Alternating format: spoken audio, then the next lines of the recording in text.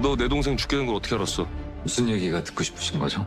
거침없는 추적 끝 브로큰. 이런 하드보일드한 스타일의 영화를 굉장히 오랜만에 보실 거라고 생각이 들어요. 이로써 다시 뭉친 열혈 프로. 그런데 컴온. 컴온.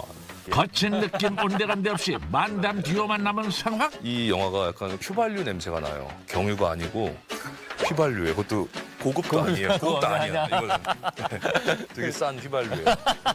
이건 뭐 자칫하면 잘못 끼면 불 붙어버리니까. 현장을 초토화시킨 한마디. 대체 이곳에서 무슨 일이 있었던 건지. 그만 괜찮으세요? 휴지 같은 눈물이 나네. 눈물이 나요. 브로컨대 생각하니까.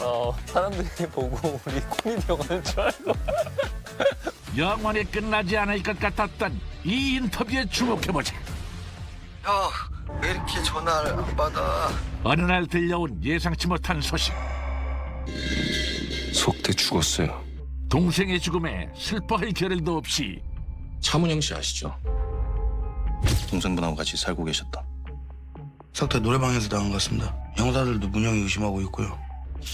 사건의 진상을 파헤치는 주인공의 모습으로 시작되는 이 영화.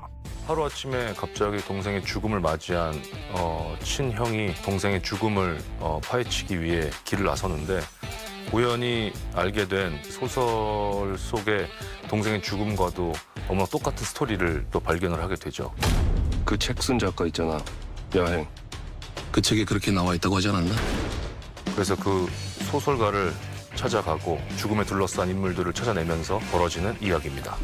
동생의 죽음 앞에서 격렬한 분노를 억누르는 민태혁의 하정우.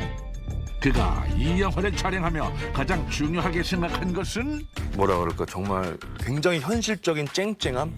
그것을 날 것으로라고도 표현할 수가 있는데 그러한 톤 앤 매너를 표현하기 위해서 감독님과 이야기를 하면서 현장성과 즉흥성을 많이 활용한 영화가 아니었나라는 생각이 들어요. 가만 이 날것의 얼굴 보자마자 이 캐릭터가 떠올랐다. 수염을 기른 민태를 보고 네. 황해에 군함이 떠오르더라고요. 그렇죠. 좀 겹치는 부분들이 있죠. 워낙 황해에서의 김구남 역할이 임팩트가 있다 보니까 수염만 기르면 김구남이죠. 머리만 자르면 김구남이고 네, 잠바만 입으면 김구남이에요. 어떤 비슷한 부분도 있어요. 김구남이라는 인물과 무언가를 쫓는 것, 이러한 동선 같은 것들이 좀 비슷한 부분이 분명히 있죠. 그리고 사실은 그 황해 때하고는 다르게 되게 절제가 되어 있는 게 좀 있어요, 캐릭터적으로. 머리가 좀 더 길죠. 예, 여기서 머리가 좀 더 길어요. 수염을 기른 특별한 이유가 있는 건 아닌가요? 진짜 그냥 있는 대로 사실 뭘 이렇게 막 시장하고 막 그런 그냥 보호색 같은 거? 그냥 놔두는 거죠. 그냥 자연스러운 어떤 그런 것 같아요. 반면 작가님 맞으시죠? 지금 기자들이 작가님 찾고 난리예요. 죽음을 예견한 작가 호령. 작가님이 그런 거죠. 그냥 소설이에요, 소설. 그는 시종일관 여기 왜 왔을까? 알 수 없는 표정으로 미스터리함을 더했으니 왔으면 뭐라도 씹어리고 가야 될 거 아니야. 반대되는 이미지죠. 반대되는 이미지로 좀 깔끔하고 좀 그냥 정제돼 있는 스타일을 좀 보여주려고 했었어요. 그 전에 조금 더 편안한 느낌들의 캐릭터를 많이 했으면 지금은 좀 보여주는 외형적인 뭐 액세서리나 이런 것들을 가지고 정제돼 있는 느낌들을 주려고 좀 다른 모습을 보여주려고 했던 것 같아요. 정제 곡물 스타일. 저 공부. 흰 쌀밥이라고 하면 저는 현미. 통곡물 같은 스타일이죠. 맞아요. 이해가 확실히 됐어요. 이때 그가 덧붙이는 솔깃한 한마디. 민태가 찾아가는 그 미스테리한 부분에 의해서 같은 한 진실을 찾아가는 것들에 대해서 좀 다른 방법, 다른 방향으로 보이게끔 하려고 좀 했었던 것 같아요. 진실을 진짜 알고 있는지 추적하는지도 관전 포인트가 될 수 있겠네요. 그렇죠. 그런 걸 보면은 재미가 있을 것 같아요. 과연 호령이 숨기고 있는 것은 무엇일지. 그리고 포스터에서 가장 인상적이었던 이것. 쇠파이프가 되게 인상적으로 보이던데 포스터에도 나오고. 네네. 그건 감독님의 아이디어예요. 감독님이 예전에 알바를 어린 시절에 알바를 배관공사 알바를 하셨는데 그때 그 배관 파이프를 그렇게 자르셨대요. 그래서 그때 추운 겨울날 그 배관 그 파이프를 보면서 너무 차갑고 너무나 묵직해서 도리어 이게 굉장히 섬찟했다라고 하시더라고요. 그 기억 속에 있는 그 쇠파이프가 이제 이 영화에서 활용이 된 거죠. 소품에 이런 비하인드가 있을 줄이야. 그렇다면 그 외에 활용된 소품은?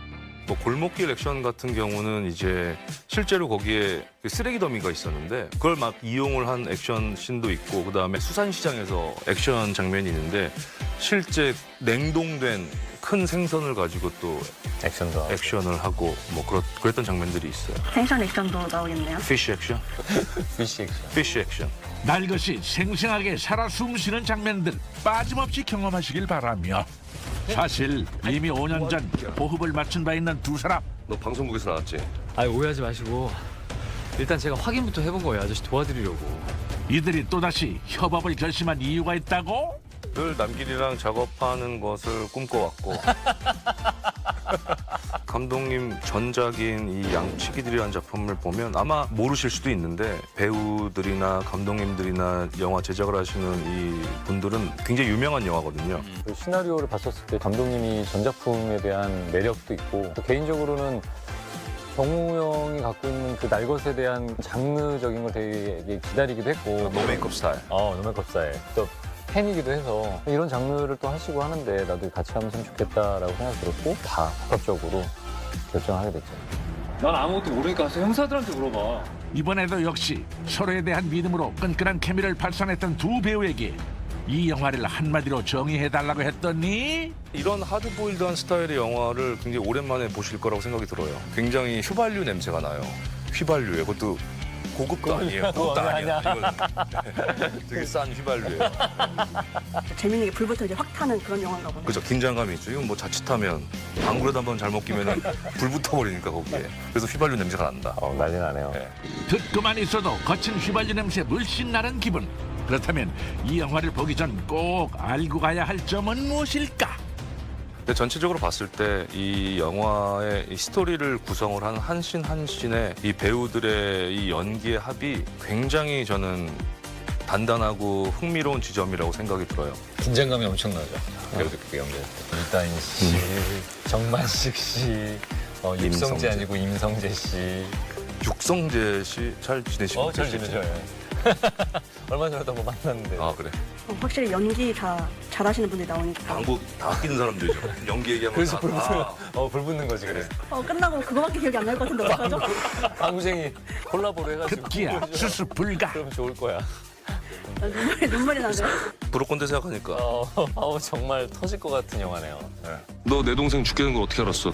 이처럼 새해 극장가를 뜨겁게 터뜨려버릴 이 영화를 기다리며 그래서 죽이고 싶었던 거야? 족속 목표들 시청자 여러분 새해 복 많이 받으시고 항상 건강하시고 행복하시고 그리고 2월 5일 브로큰 텔박 해주십시오. 텔박이 뭐죠? 캘린더 박제. 텔박도 아시고. 그럼요. 브로큰 카밍 순 캘린더에 꼭 써놓고 기억해 주시라.